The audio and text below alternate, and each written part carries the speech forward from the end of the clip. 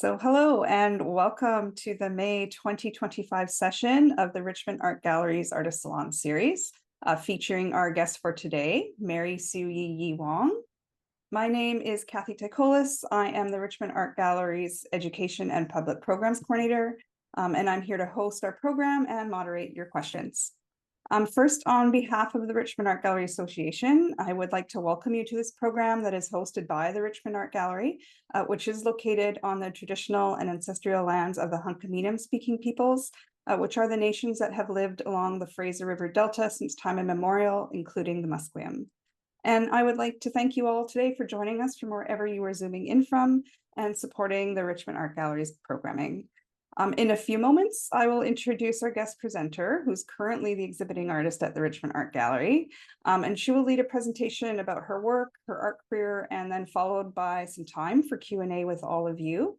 But before we begin, just a few housekeeping notes and a bit of info about the program overall. For those of you who are new to the Artist Salon, this is a monthly program that is a free series of talks and events designed specifically for visual artists and creatives, usually hosted on the fourth Wednesday of the month from February to November. The goal of the program is to offer artists a mix of professional development, tips, and advice, along with artists' personal stories and experiences to help strengthen and build our artist community, while encouraging artists to keep on making and growing in your own art practice. The Artist Salon also exists as a private Facebook group, providing resources for artists in the Lower Mainland, such as artist calls for exhibitions and residencies, professional development opportunities, local arts events, and also serves as a space for you, our local arts community, to share with one another. Your events and openings. So I welcome you to join our private Facebook group and share your art events with each other. We will be posting that in the chat. So you can join that after the session. And we will also be adding our Richmond Art Gallery link so you can see all our other upcoming events that you might be interested in. So now I would like to introduce our guest presenter, Mary Sui Yee Wong. I'm so happy she's joining us today. I miss having her in Richmond. So thank you for joining us from Montreal.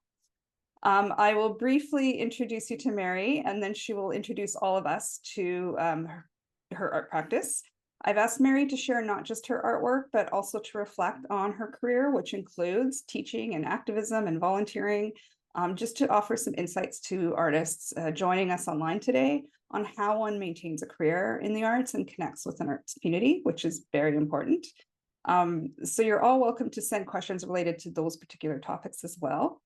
So now for my brief introduction to Mary. Mary Sui Yee Wong is a Montreal-based multidisciplinary artist who immigrated to Canada from Hong Kong in 1963. Wong's work draws inspiration from personal memory, cultural history, and familial legacy to explore a hybrid self as social construct. Wong is fascinated with how post-colonial Orientalism is marketed, disseminated, and consumed within a global economy. Presently, Wong is exploring alternative narratives to shed light on the disquiet of anti-Asian, anti-Chinese sentiment driven by racial neoliberalism. Working across disciplines that include sculpture, installation, video, and performance, Wong endeavors to defy fixedness in art as an act of resistance. Wong has exhibited in numerous solo and group exhibitions nationally and internationally. Most notably, in 2021, Wong presented a second iteration of an earlier work titled Sing Juk Sing, which you can also see at the Richmond Art Gallery, by the way, in the exhibition Who's Chinatown? Examining Chinatown Gazes in Art, Archives, and Collections, curated Karen Tam at the Griffin Curatorial Project in North Vancouver. In 2012, her original line of faux fashion yellow apparel was presented in Fashionality, Dress and Identity in Contemporary Canadian Art at the McMichael Canadian Art Collection. And in 2010, a series of banners titled Ja Na Da Ren was installed in the dematerialized zone, or DMZ, between North and South Korea. Wong has been an active member of artist centers and community organizations as a board member of Oboro Gallery from 2011 to 2013, and Optica Gallery 1998 to 2003.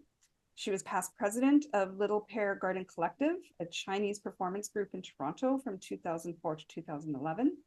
And Wong is an honorary member of Yuet Sing Music Association in Montreal since 1990, and she maintains a deep connection with the Chinese community as advocate and mentor. Wong completed her MFA in 2003 at Concordia University, where she's been teaching in the studio arts department for the past 2 decades.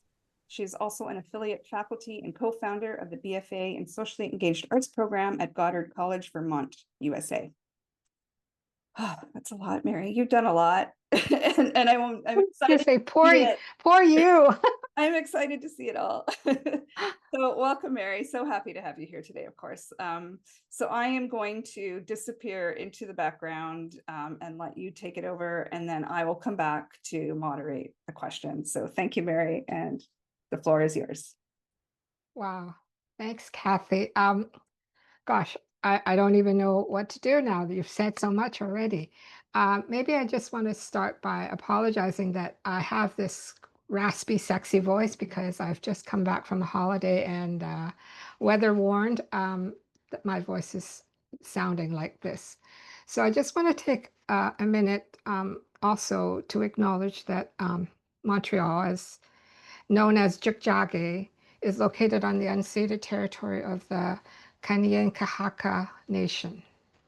Kanien'kehá:ka means where the rivers and boats meet, and it's the home of a diverse population of Indigenous people, both the past and the present, and it is a privilege for me to reside here. In making this land acknowledgement, I pledge my commitment to learn, understand, and build ongoing relationships between Indigenous people and my community. And it is only one small step in support of the fight for reconciliation for Indigenous peoples. So I'm just going to jump in and share my slides. So get rid of that. Okay. So I almost feel like I don't really need to speak much about myself, given that Kathy's sort of shared so much information about. So maybe I'll just kind of move quickly towards a little tiny bit of family history. As Kathy mentioned, I was born in Hong Kong. I immigrated to Vancouver in the 1960s, and then after about 30 years, I migrated to Montreal, where I currently reside. Um, oh, so I am a child of immigrant parents with humble backgrounds. My father is a Cantonese opera musician, and my mother was a laborer in the garment industry. When we arrived in Canada in the 1960s, it was actually quite a kind of vibrant time for immigrants, given that the Canadian kind of immigration policies had opened up at that time to not only allow bachelor men to invite their wives and their families to Canada, it was also an opportunity for people who had professional backgrounds to come. And that was the guise that my father arrived in Canada for. He was invited as the first immigrant for his professional background as a Chinese musician in Cantonese opera. And it meant that he was brought here to teach that art form to the community.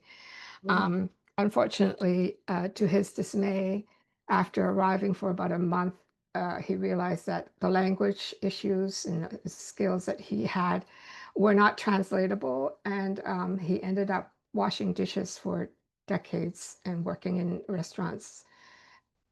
When I was a younger person, this is me in a photograph with my father.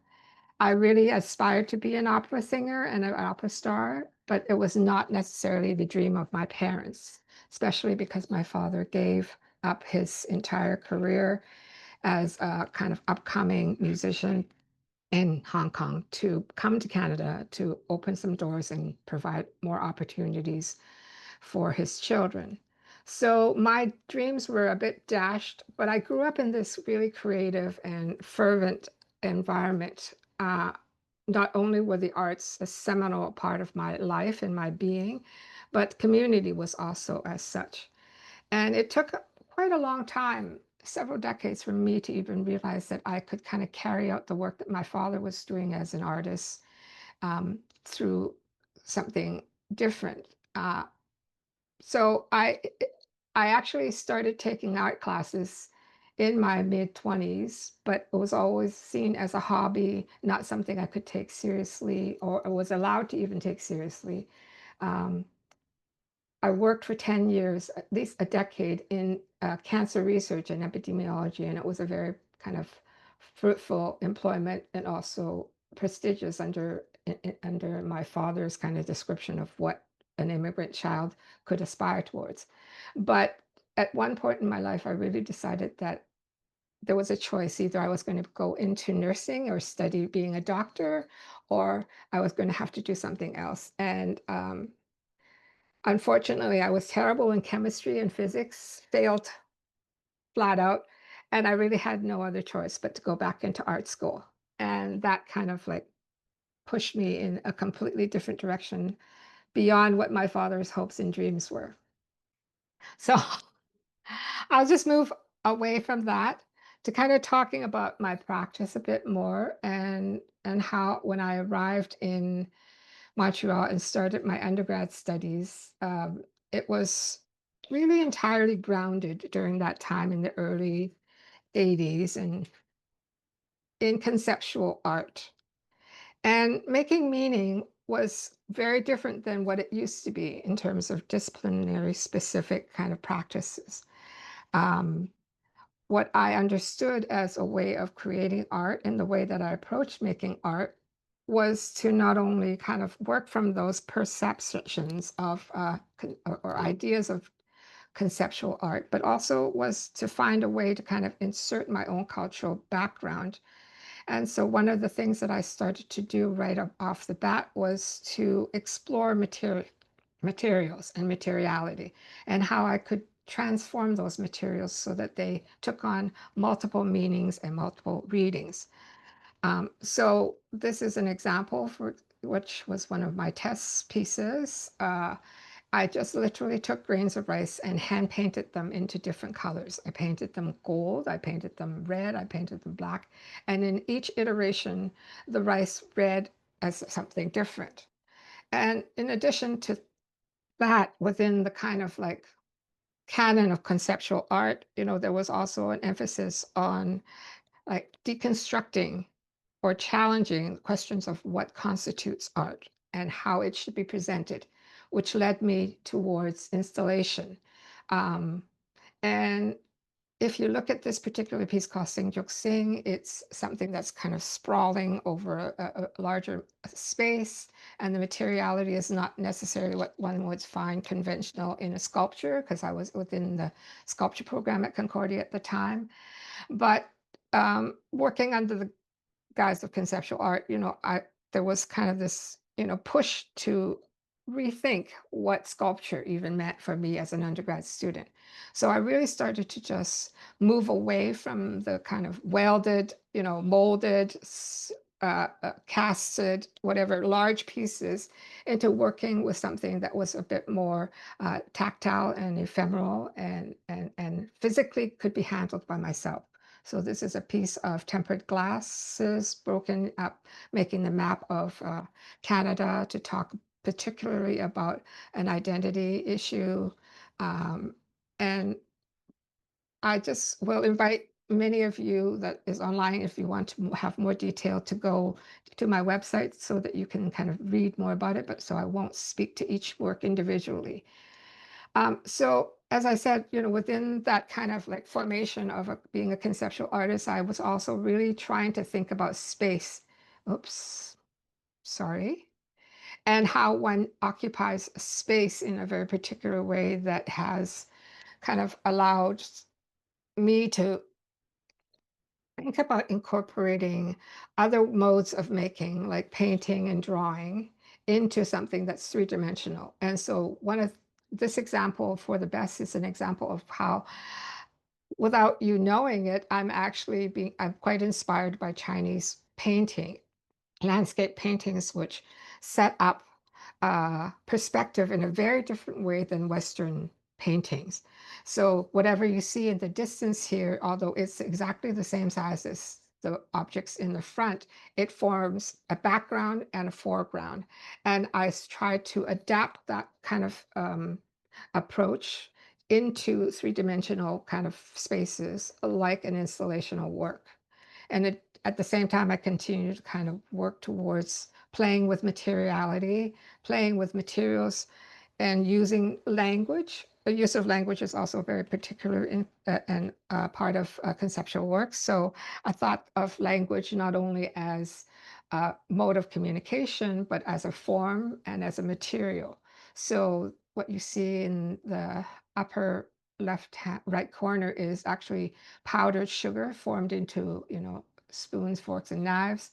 The character me in powdered incense and these sugar cubes that spell out the word best.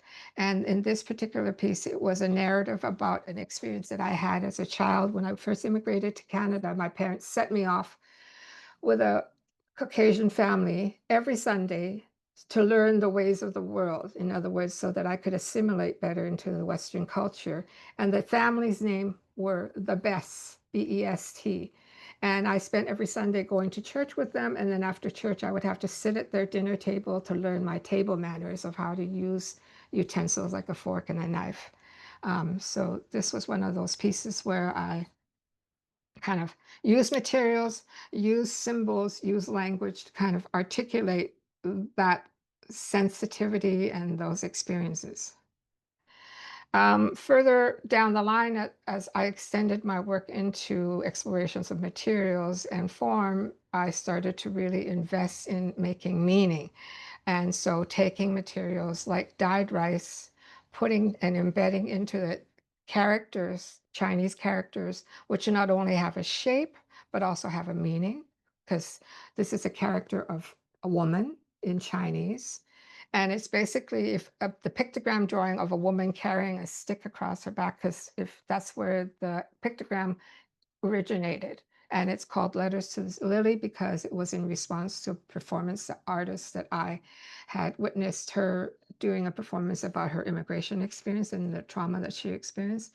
So I started to kind of combine objects and materials and form and color to kind of try to make meaning. Another piece, this is one that you'll see in the gallery. I thought I would include it. So go and check it out if you have time. There's still time. And it's called Cultivating the Land. And with it also comes a narrative. I'm just going to move quickly. And then this is another example of how I use dyed rice to not only function as meaning, but also as a decorative element and also to insert kind of visual aesthetics into a piece. So this is just loose grains of rice that have been dyed, that have been put together and form it into a character that speaks to the land. So moving up forward, I think that at any given point when I am making work, without realizing it, there was always a level of research that was involved, but also really specific, very important to me is locating my practice within a cultural context. So this is one of those things that I was supposed to do and I didn't do, which is would turn off my phone. I'm apologizing now. I just turned it off. Anyway, so research and cultural context as a part of the practice.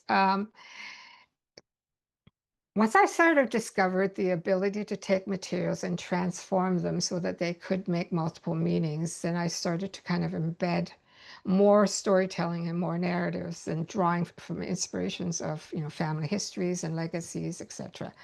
So the research that I did was, to find ways to kind of like talk about my Canadian diasporic experience, but also use form and function and materials to communicate that so that a viewer could understand and appreciate the cultural specificity, but also actually be able to come to the work and still kind of consider whether or not there is biases in the way that they view things or whether there's limitations in their perceptions.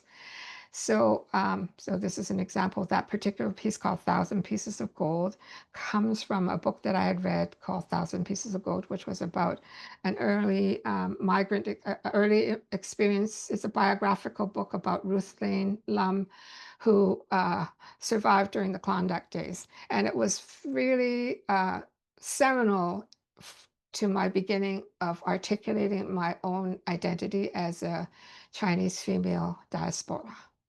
Uh, Thousand Pieces of Gold in Chinese is often used to reference daughters who are sold in our culture or in the historically were, valued as very precious and almost worth thousand pieces of gold. So in this particular sculptural piece, I had casted, uh, I didn't cast 1,000. I tried to, but it was incredibly insane to do. But these are gold nuggets, the shape of a nugget of gold that existed back in the early 1800s. And they were burnished into gold, but not completely, sitting inside this kind of coffinish box on top of a bed of dyed rice. To talk about or to speak to those kind of histories, cultural histories of the value of women in my culture. Another piece that kind of, references a particular historic moment in time is this piece called Well Wishers, which you can also see in the gallery. It constitutes acetates, printed acetates that embellish the entire wall, and then found objects that you can easily buy from Chinatown, which to me also speak about the way that our culture has often been appropriated. Many people think that they uh, coming into Chinatown, it's a great place to shop for these fun, free things. But when I first created this work, it was based on a collaboration with another artist when we decided that it was important to kind of look at what was common between the two of us. And we found this plate called the Blue Willow, and she said to me, everything that I know about Chinese, my household is filled with this Chinaware. And I looked at the Chinaware and I thought, well, this is nothing that I know of being Chinese because, in fact, it doesn't exist in Chinese households. And through our research, we discovered that it's a pattern that was created and designed by an Englishman. And the pattern was sent to China during a time of chinoiserie that was very desirable, and Orientalism was at its height, that the British really had this enormous desire to acquire Chinaware, but the Chinese would not release the blue and whites because they were highly sophisticated porcelain. So the English invented this pattern, sent it to China, had the Chinese produce it, and then had it exported outside of China so that anybody who was interested in acquiring Chinaware thought that this was a collectible item. And in the end, it became quite, and I think many of you even know it in your households, it is a collectible now. So I made this piece in response to that, where I drew from the Canadian archives a photograph of Chinese men back in the early 1900s who were workers who were brought over to build the railway. And this is a photograph of a men's club that had always gathered on a regular basis, not only to kind of give mutual support, but also to send funding home to help out their families and their villages. So again, like talking about research and just kind of cultural context, it was really important for me to kind of locate the work within the kind of histories that affected not only my own lived experience as a diaspora, but some of my ancestors, et cetera, et cetera. So Mei Rin is another piece that kind of is a bit more playful, but it draws from pop culture. It is a sort of upright sculpture, life size of a Chinese girl, and then a number of costumes that are printed on vinyl that can then be taken off the rack and put onto her body. And it actually kind of is inspired by these Dover books, which when I was a child, I was not allowed to have dolls, or my family couldn't afford to have dolls, but these books just I'm enamored with them because they somehow profess an identity of a Chinese girl, which I was, but I didn't have any relationship with. So I made this particular sculpture to kind of play with that. And so in the gallery, people could take off the costumes and put them on the doll and so on and so forth. So I'm going to run through quickly. Kathy, just let me know if I'm ranting. You're I'm doing trying to. awesome. It's all good. Okay, so I'm going to just, like as I said, I've kind of laid out some of these slides in various clusters to kind of speak to very specific things about the practice, and then I'll kind of jump into professional development kind of issues. So introspection and subjectivity. I think that this is sort of one area that is important to highlight in any artist's practice. I think that as artists, we often are forgetful about the fact that whatever we feel within ourselves and within our contemplations and the way that we make work and the issues that we're concerned with and the matters, when we put it out there, the audience should be able to receive that or read it or experience it. But we also forget that there is a certain level of subjectivity that audiences bring to the work and the reading of the work that may or may not translate through our own kind of making and our own objects. So I was very aware of that right at very early stages of my practice. And I made an effort to capitalize on that. As you can see in something like this, it was very introspective. It was very personal. This particular piece, She Takes His Bed. And it was something that I felt that in making art, I needed also the ability and the avenue to express my own traumas and my own losses, let's say, and my own lived experiences. And that art is one of those kinds of approaches that allows one to express themselves. So introspection was very important. This piece called She Takes His Bed kind of reflects on the relationship I have with my father, particularly at a moment when I left Vancouver to come to Montreal. And he handed me a book, the Confucius book of filial piety, which tells me or teaches me how to be a better daughter, a better mother, a better wife, et cetera, et cetera. And that was kind of his going away gift.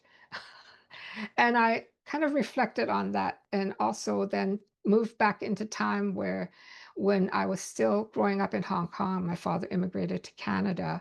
There was several years where we were apart. And I had apparently written letters to my father in Chinese, which I received from him with that book, but they were letters that I couldn't read anymore because I didn't even know how to read Chinese by the time I was a teenager in Canada.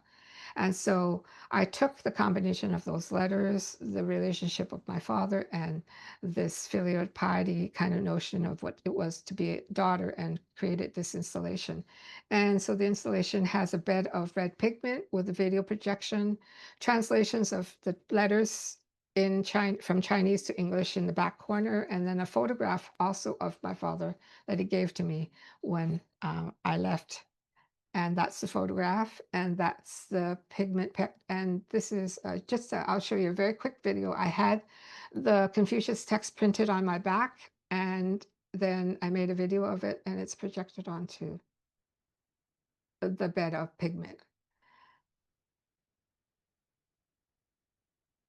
And you'll see very quickly that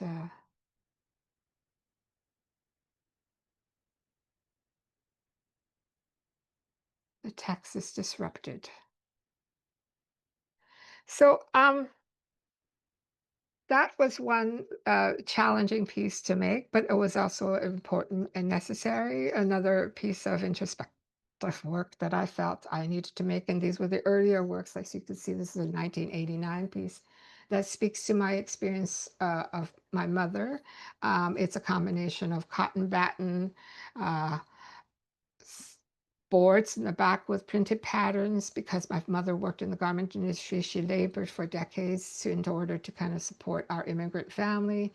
And I thought that rather than to talk about something sad, it was important to also bring some joy into my art. So I recounted through this particular work the moments where she had time to pause, and her love of mahjong. So these are colors that one would find in mahjong sets, and it's kind of reflective of that, but still referencing something. And what I think I want to make a point of here is that obviously someone beyond my cultural experience, or even not knowing what mahjong is, or having no kind of reference point, might find this curious and beautiful, but not necessarily be able to kind of dig into the depth of the work, which was something that I felt was okay. I remember being challenged by my professors about this kind of work, and the fact that I even included text specifically, and I would just not necessarily translate the text, but I would just hint at it. And these are the four characters of the four winds: north, south, east, west. And so I really wanted to use work to kind of like try and tell a narrative, but it also was indicative of the inability to tell a full narrative because of the loss of these experiences, the silencing of experiences through language, through kind of this multiplicity of my experience through my hyphenation, growing up, losing my own language, etc., etc. And one other work I think worth sharing with you is this piece, which is also in the gallery. I'm just making little references here and there to what you are able to see in the show at the Richmond Art Gallery. And this one is called Blessings. There's a different iteration of it. And it is making reference to a very, very personal history of um, a sister that I lost due to adoption, given up for adoption because she was a girl and I was already a girl. She was second born, and the family was not allowed, my parents were not allowed to keep her. But as a result, she passed away in the hands of her caregivers. This is a piece that is sort of speaks to the rituals and speaks to cultural specificities, again, because of the use of incense and language. Um, and unless, the viewer is cognizant of a history of adoption, is particularly in North America, where Asian babies were being brought over in the late 80s and early 90s. Viewers might find this curious, but at the same time, there's enough information to make them want to know more. And that's one of the kind of goals of the work that I do. I really want to kind of invite viewers to not just passively consume art, but to also think about how they could kind of seek out opportunities to learn more. So um, up to now, I've kind of shared a lot of the work that has been exposed in gallery settings, and for quite a large part of my practice during the 90s particularly, I was very fortunate to have opportunities to exhibit in multiple spaces and galleries. And it might be an opportunity to kind of also just speak to those of you who are interested in. I would say that I was very fortunate and incredibly privileged that coming up into the art world in the early 90s, not only was Canada Council a very different beast, it was incredibly supportive of emerging artists. I had no issues getting kind of like this kind of support that I needed through travel grants and small grants to exhibit, but also the galleries at that time. There was an enormous amount of artist-run centers that were being funded that also created more opportunities for emerging artists and people of color to do their work. Um, Marginalization, identity formation, and all of those kind of issues, which I was addressing during my practice at that time, was also there was a heightened awareness of the necessity to kind of like touch on those subjects. But for myself, exhibiting in gallery spaces kind of felt limiting at a point, and I'm not sure whether it had to do with the fact of my childhood formation of theater, and knowing that art can also reach different types of audiences, that I started to seek out other spaces beyond the gallery. So I wanted to kind of speak a little bit to that, and towards, the notion of public spaces. And also, uh, ironically, in my practice, I am easily bored with myself. I don't like to kind of make work and then continue making the similar kinds of work, but in different iterations. So I'm always looking for ways to kind of accentuate my own passion and also feel my own investigations and explorations and experimentations. And public spaces was one of those kind of challenges that I hadn't taken on until the, you know, later years. So there was several opportunities for me to kind of play with that, and this was one of the early opportunities. I was invited to it, but it actually opened up, a whole can of worms for me during an exhibition that was about celebrating Montreal's 250th anniversary. A number of artists of color were invited to exhibit something or in their community, and I was asked to do something in this Chinese uh, garden in Chinatown. And then, literally days before the work was supposed to be installed, the permission was revoked, and we were told we were not allowed to use the public space because we might damage it.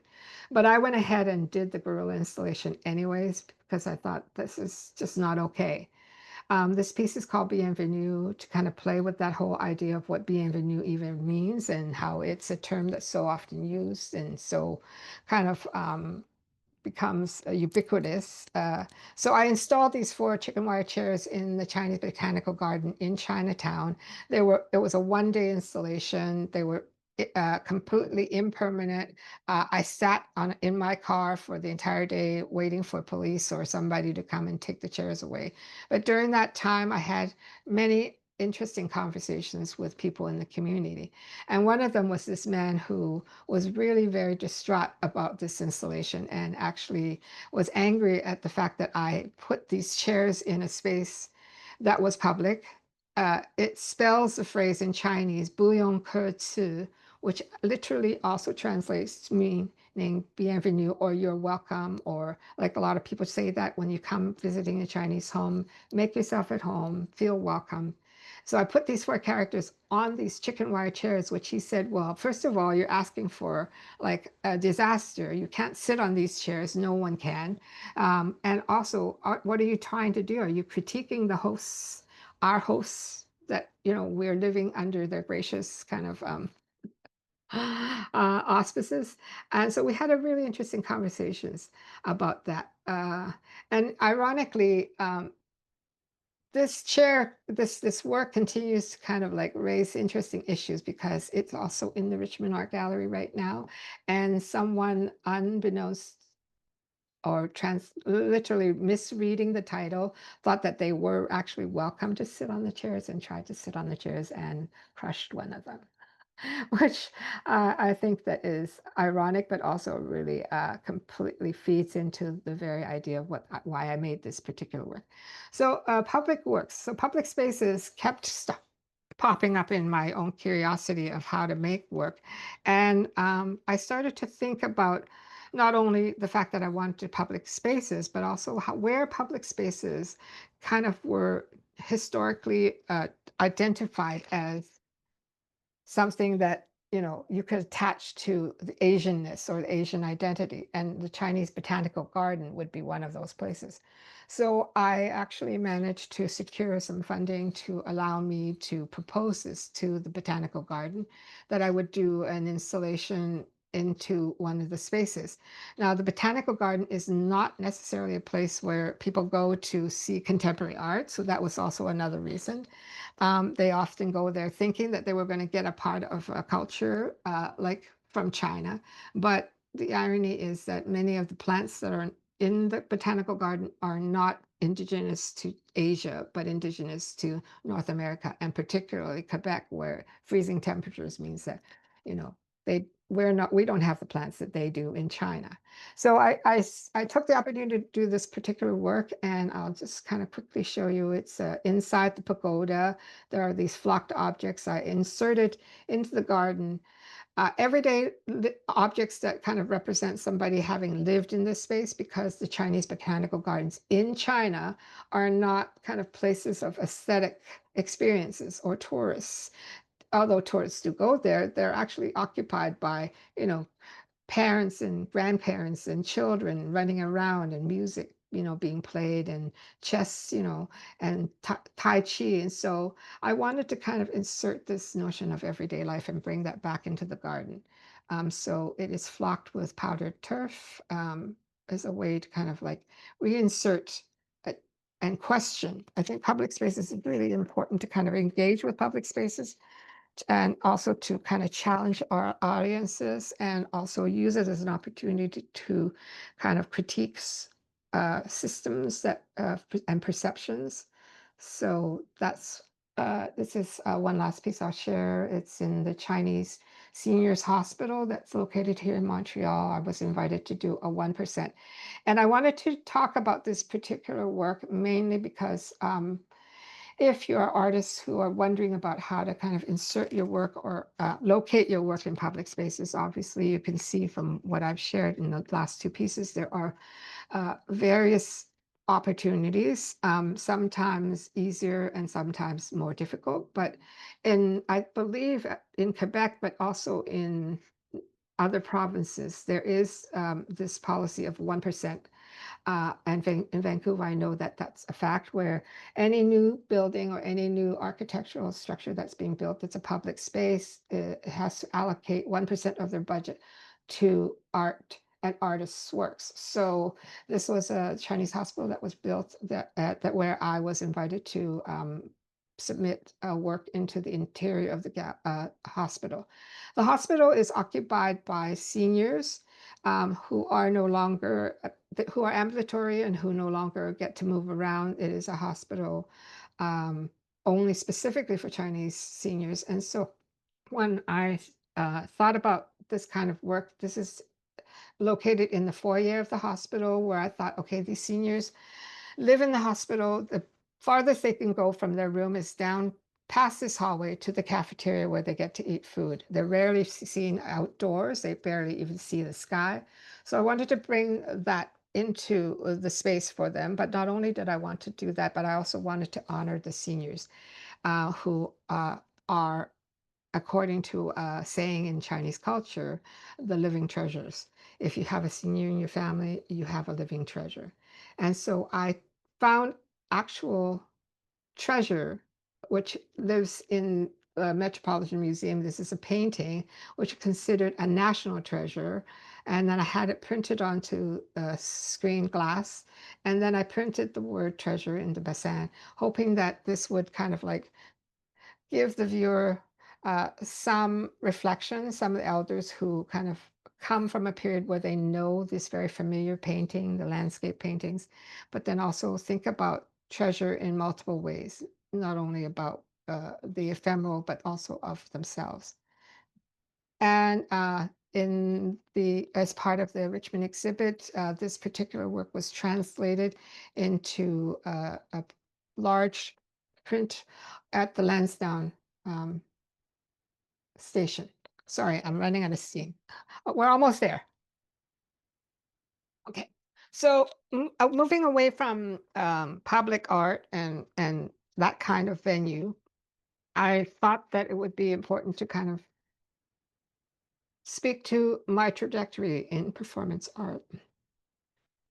Um, and as I'm speaking to these things, I also realize that you might have questions of how I'm what it took for me to kind of jump across platforms and mediums, but we can attend to that in a few minutes. So performance art was also something that I really felt I wanted to test out. Not only was the public art spaces an opportunity for me to feel that I could reach different audiences beyond the gallery, but performance art was also, again, referencing back to knowing that in a gallery, depending on where it's located or what the exhibition it is, you may get a handful of, audience members, but you never know. But when you do performance art, you're right there with the audience. You're engaging with them, you're participating with them, it's live action, and there's a very different kind of relationship between you, the work, and the audience, which I, really wanted to kind of like explore.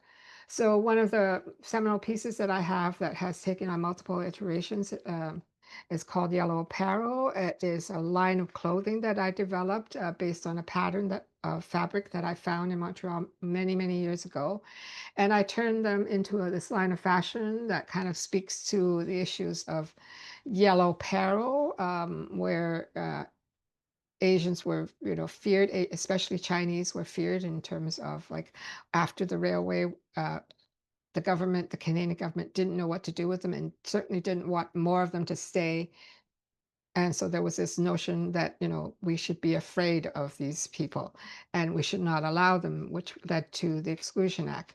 This fabric in particular is rather problematic because it actually is it's an interesting kind of revisit for me of what Orientalism and racism, how they're combined. So not only are there this misrepresentation of multiple cultures because there are Inuits, Native Americans, Mexicans, and then Asians, all coupled together and put into this same one fabric as if we're all one race. Um, the fabric is kind of touted as, playful and fun and etc. with the colors of the 60s, almost like the barbecue style, Modern Family. And so I really kind of thought this was an opportunity for me to move my work into a more playful mode, play with performance art. And so the outfits are often displayed, but there's always a performative element where I have models wearing the clothes in a runway fashion and performed, and then coupled with the runway and then photographs.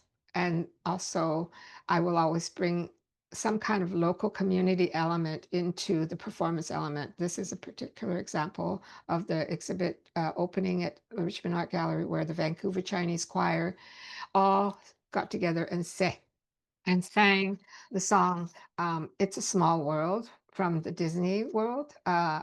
It references how in Disney World there is this ride that you can take called It's a Small World. And when you go on this little boat floating down the alley, there are little dolls with their heads, just like the ones in the fabric, from different various countries.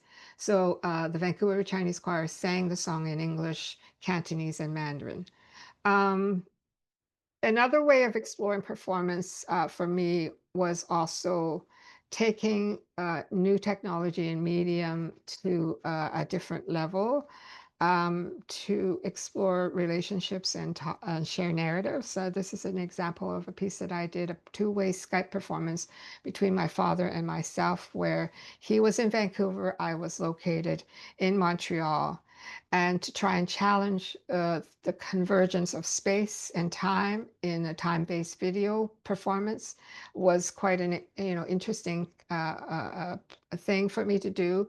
I was really privileged and delighted that he was willing to collaborate with me. He was somewhat 70 years old at that time, or maybe even older. I can barely remember. Oh no, he was definitely older. Yeah, because this is 2010. Anyways, so this particular performance required me to kind of also uh, get some new skills.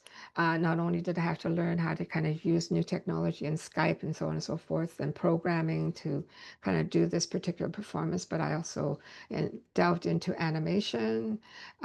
Like I said, the performance work allowed me to kind of get immediate feedback from audience members.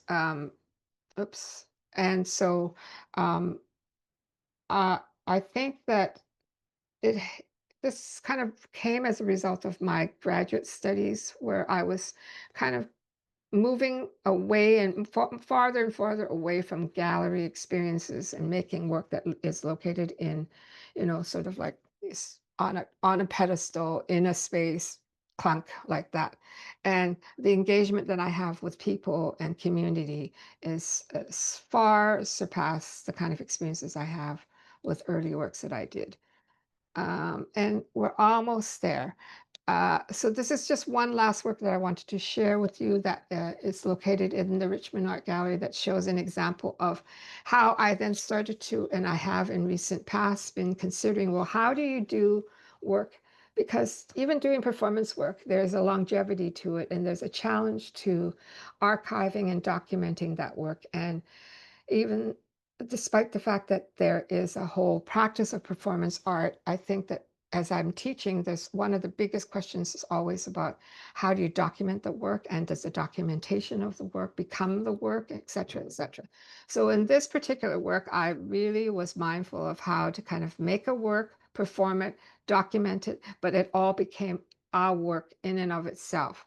So I had created a miniature maquette of a Chinese house that looks like this. That was exhibited in the gallery.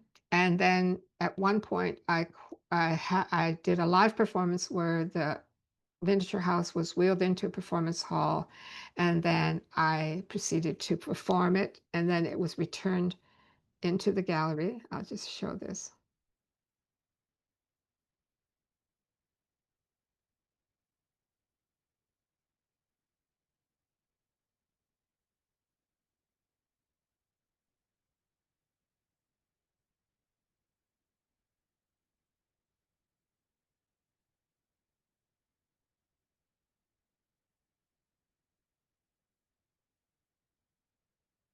Okay, um, I'm going to stop there. It's just I realized the time. I'm just looking, and so I'm going to just move quickly into the last bit uh, because I don't. I want to be able to leave room for people to have questions and so on and so forth.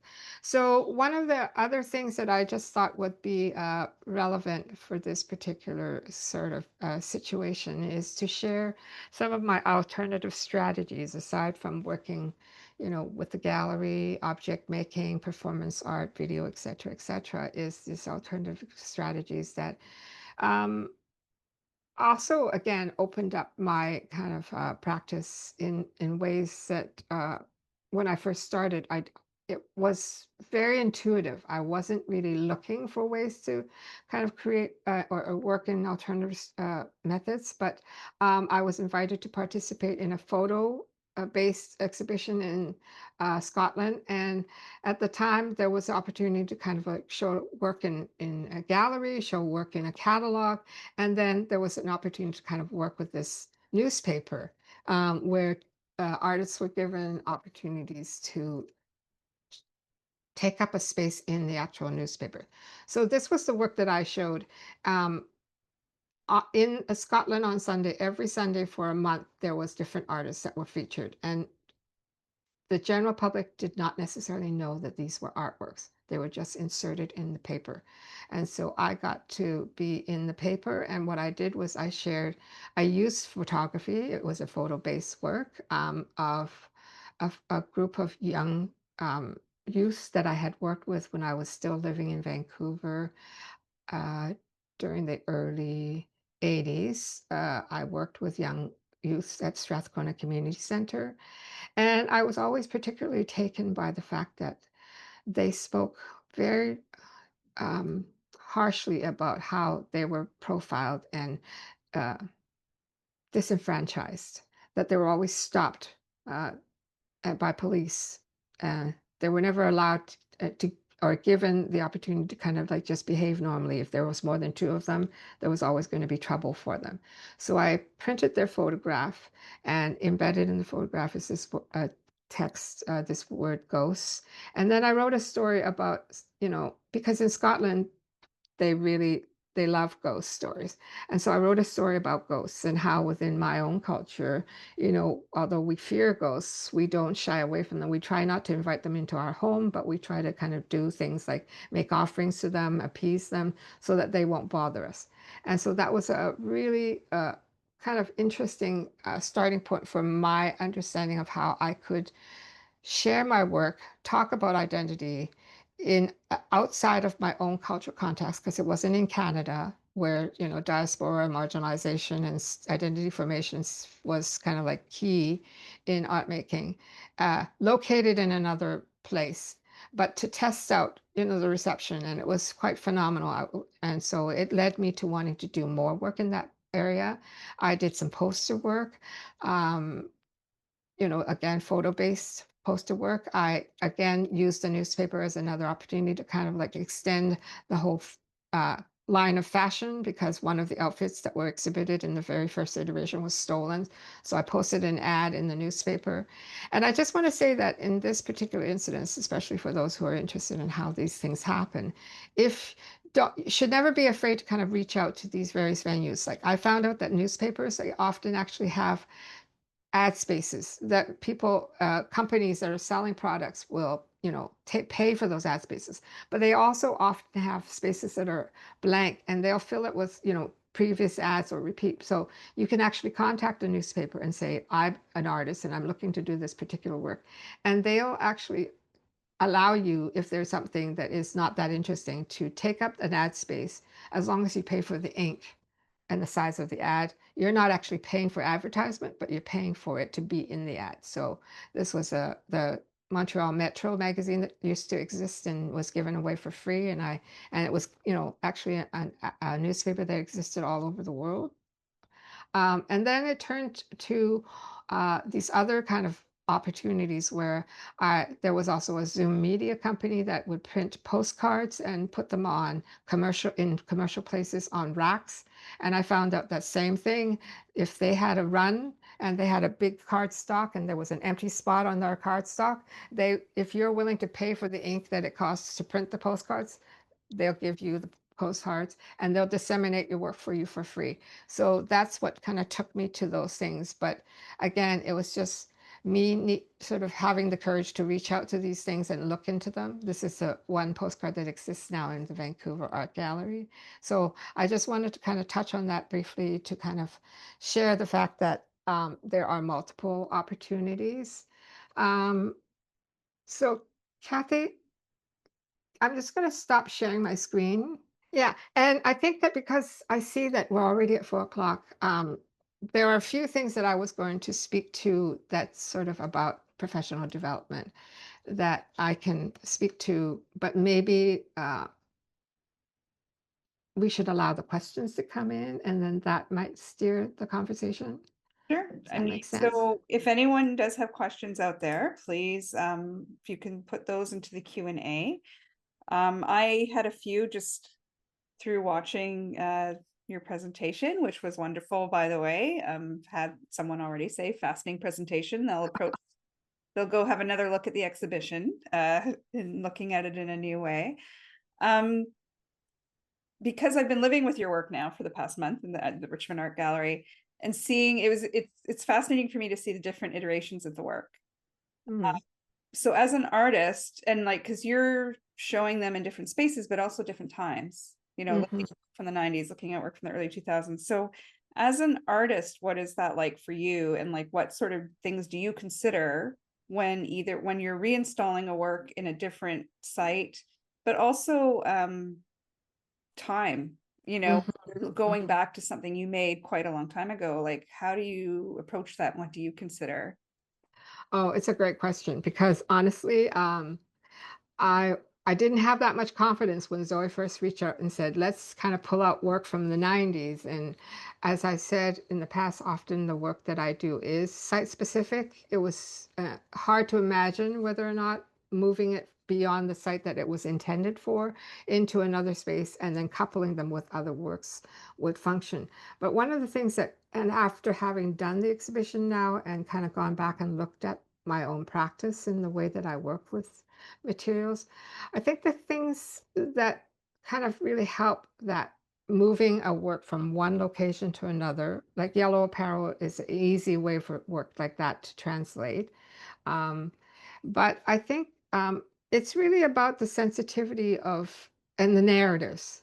So that's what seems to kind of like allow me the flexibility to tie works together and move them from space to space.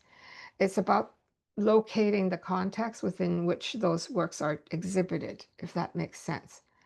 Like, for example, this body of work that's at the Richmond Art Gallery makes sense because it's at the Richmond Art Gallery, because it's located in a community where people come to it. And not to say that it wouldn't be the same, but it might speak differently. And I think that one can never be 100% fearful of whether or not your work is translatable from space to space because you can't go into making work like that. Although, of course, historically, there have been, especially in, disciplines like painting and drawing or sculpture, where works are made in and of themselves, and wherever they're located, they can kind of exist. But I think with time, our viewers have also become much more well-rounded and much more sensitized, so that if there is a multiple readings in a work, even if it is not in the same location where it should be, it it is still possible for them to ascertain the essence of the work. Does that? Yep. Yeah, no, I don't know. Yeah, that's, but it and is definitely still a challenge, especially when you're working with site-specific work. for sure. Um, we're starting to get questions, so I'll just Mm. jump into those. Claire's asked, what medium have you enjoyed the most, and are there any new mediums you would like to experiment with in the future? Mhm. Mhm. Um, wow. I think in terms of mediums, I think that when I first started working, I was really very interested in the notion of labor. And so materials that allowed me to kind of work like the folded flowers or the, dyed rice and things where my hands were in water. Mediums and materials that allowed me to kind of not only, while I'm working on them through the process, reflect on um, letting my mind wander into towards memories and histories and experiences, but that also relate to me, like, oh, this is what my mom used to do when she was a garment worker, or this is what it's felt like, for my dad to be uh, writing all the time.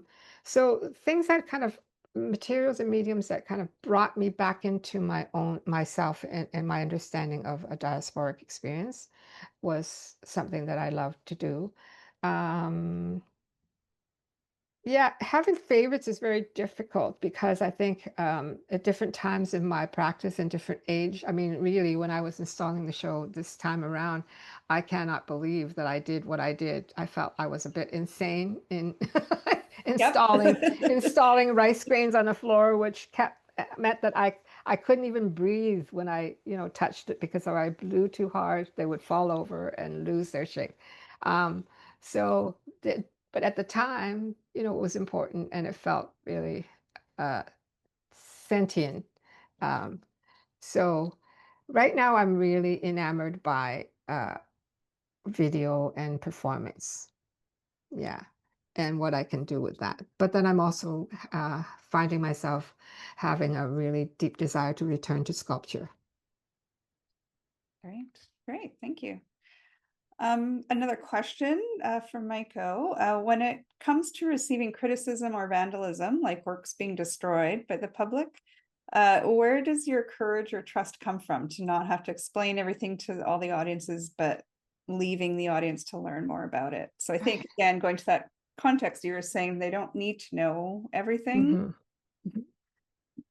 Well, I'm not sure that it's courage, Michael, because I think that living and growing up as a person of an immigrant experience who arrived in this country, didn't even speak the language, and had to exist and go to school and learn another language and live in existence, that lack of access to information through language or through, the ability to kind of experience something where some people were more privileged than others, was something that I really actually, what was it? I would say built my confidence, because it made me work harder to understand, made me more empathetic towards others with diverse kind of like ways of being.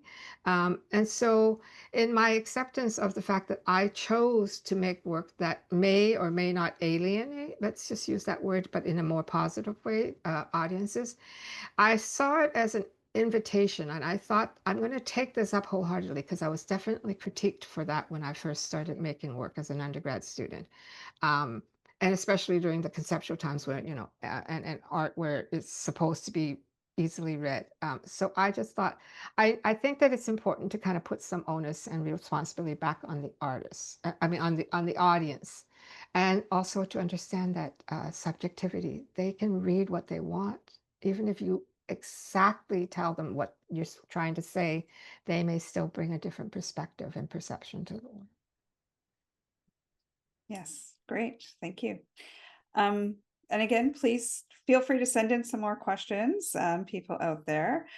I wanted to ask you about sort of all the personal work that you've done, and I would say probably more so in your early works.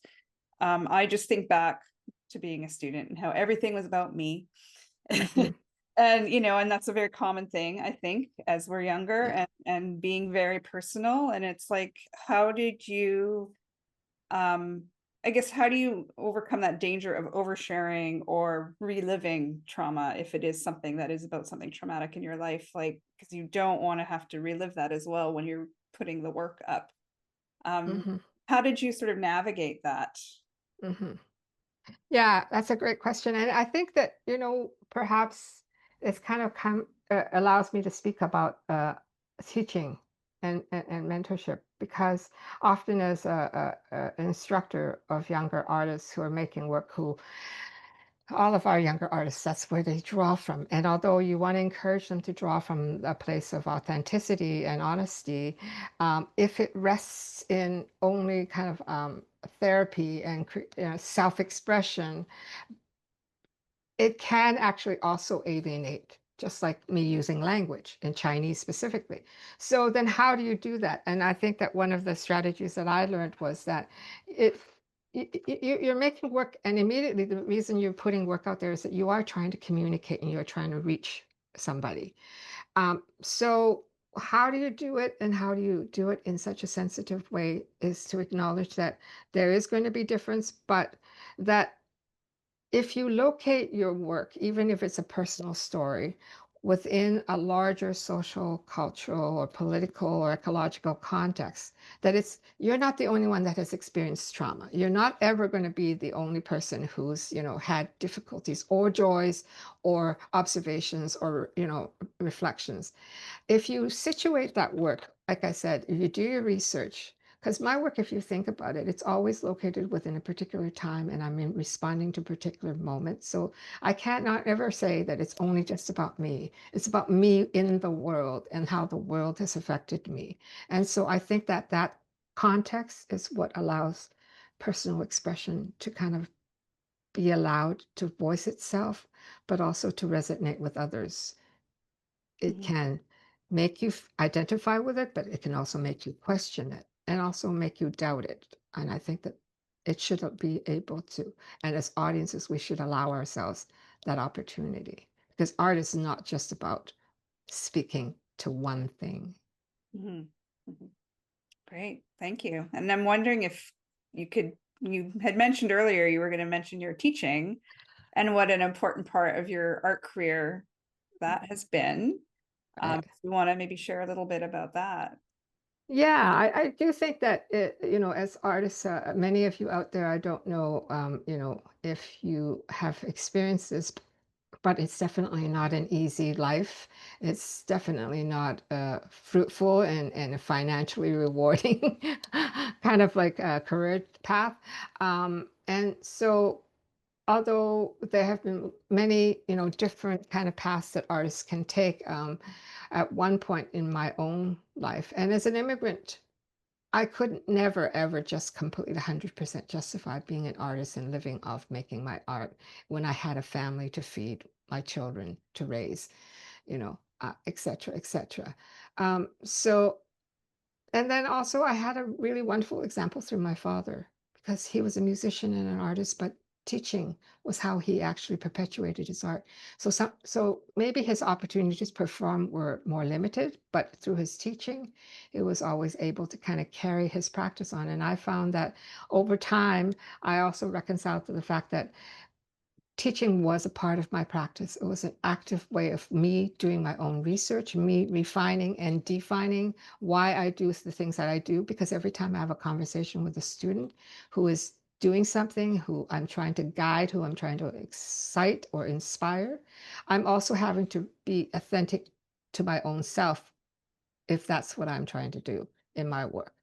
So I think teaching allows one to kind of keep practicing without the actual physicality of making work. You're making work, but in a very different way. You're clarifying your role, you're clarifying your goals and your objectives when you make art. And I think that mentorship is really valid, because if I didn't have the kind of mentorships that came my way when I was young, growing up and looking for creative ways to express myself, I would not be an artist today. Hmm. It Yeah. was through examples. Hmm. And building up of that community. Yeah. You are now building up the younger community and have been as an instructor at a university for a while now. And I think that's also very important. Um, Mhm. so yeah, well, thank you. I think, we don't have any more questions. So I think that's just a really nice way to wrap it up. I think you've shared a lot of your art practice, but as well as your other practice as a mentor, as a teacher, and working in all these different mediums. I think, we're looking forward to your next artworks that we hopefully get to see.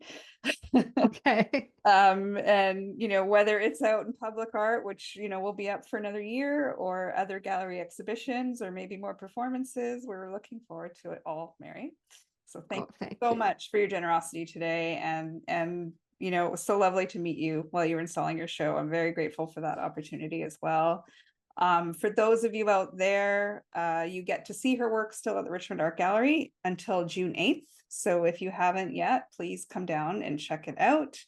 And of course, her public artwork will be up for the whole year. So I think that comes down next April, I believe, 2026, at along the Canada Line station. So I just want to thank all of you out there for joining us today. Thank you so much, Mary, for being a wonderful guest today. Yeah, and I apologize. I did have some slides about professional development, but I just thought that, it's a bit, I ran out of time. All good. I think we Yeah, all got a lot out of it today, Mary. So thank you right. so much. Yeah, I think you're just too generous. And that's why you Well, went time. well, thank you everybody for kind of being here as well, and really, it's been an incredible experience working with the gallery. And I just wanted to kind of do a little shout out, because for all of you who joined this webinar, you obviously realize how important these kinds of opportunities are, not only for artists like myself, but as I was saying to Kathy, this platform, these artist salons are incredible tool for all of us to kind of advance our own practices and kind of connect to community. So kudos to Oh, well, Kathy. thank you. Thank you. We try. um, and Zoe, our curator, has just reminded me in the chat too, there is an exhibition tour on June 7th that will include the works along the Canada Line as well as the artwork in the gallery. And Zoe, our curator, will be a part of that. So if you wanted to get more behind the scenes about some of the work as well, and as well as the work on the Canada Line, please join us then. All this information is on our website. Thank you so much, Mary. Thank you for the kind words about our salon program. I'm happy to be here and to educate and help artists. I want our community to grow and stay strong. For those of you who want to see us next time, our next two sessions actually will be in person. So you can find out more about that on our website. We'll be hosting sessions on the Media Lab and what artists can use there, because we have a lot of fun equipment for artists to use and to learn about. And then as well, we'll have the Richmond Artists Coalition meeting with us in July to talk about an upcoming exhibition that's an open call for all of you out there. So stay tuned. Thank you so much for supporting the program. Thank you again so much to Mary, and have a good rest of your day. All right. Hello to everyone in Vancouver. All right. Thank you. Bye. Bye.